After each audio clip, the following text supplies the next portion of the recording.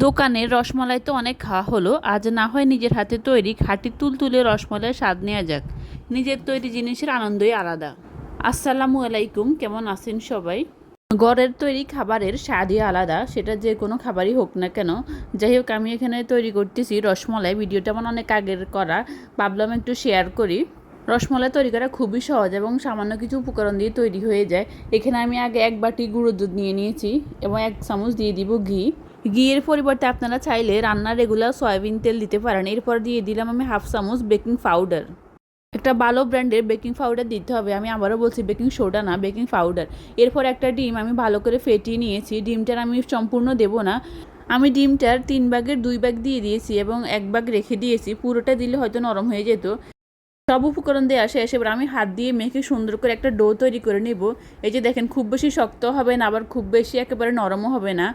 ডোটা রেডি হয়ে গেছে, আমি ডোটা এক সাইডে রেখে দিয়েছি এবং একটা প্লেটে সামান্য একটু তেল দিয়ে হাত দিয়ে আমি তেলটা মেখে নিচ্ছি। আপনারা চাইলে একটু ব্রাশ দিয়ে তেলটা ব্রাশ করে নিতে পারেন। আমি হাতে একটু তেল মাখিয়ে নিলাম, এরপরে একটু একটু করে ডো নিয়ে রসমালাই শেপে গুঁড়ো দুধের বলগুলো আমি তৈরি করে নিচ্ছি। আপনারা চাইলে আপনাদের পছন্দ অনুযায়ী সাইজ দিয়ে বিভিন্ন শেপে তৈরি করে নিতে পারেন।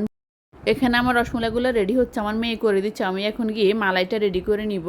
মালাইয়ের জন্য প্রথমে আমি চিনিগুলো দিয়ে একটু হালকা করে ক্যারামেল করে নিব। এখানে আমি পরিমাণ মতো চিনি দিয়ে দিয়েছি। আপনারা মিষ্টিটা চাইলে কম বেশি দিতে পারেন নিজেদের চয়েস অনুযায়ী। চিনিগুলোতে সামান্য একটু পানি দিয়ে আমি গলিয়ে এরপর হালকা একটু ক্যারামেল তৈরি করবো, এতে করে রসমালাই কালারটা সুন্দর আসবে।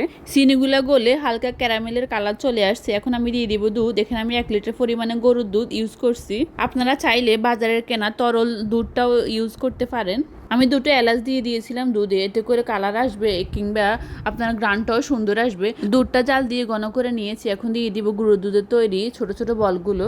দোকানের কেনা খাবারে সে আন্তরিকতা থাকে না, জানি যে তৈরি খাবারে পাওয়া যায়। এখন দিয়ে দিব আগে থেকে রেডি করা গুঁড়ো দুধের ছোট ছোট বলগুলো। একসাথে সবগুলা দেওয়া যাবে না, একসাথে দিলে সবগুলা ভেঙে যেতে পারে, তাই একটা একটা করে দিতে হবে। সবগুলো দেওয়া শেষ, দেখেন এগুলো কি সুন্দর ফুটে উঠতেছে।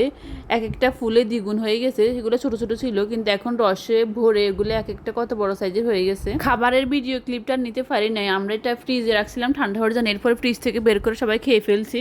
কেমন লাগছে সবাই জানাবেন। আল্লাহ হাফেজ।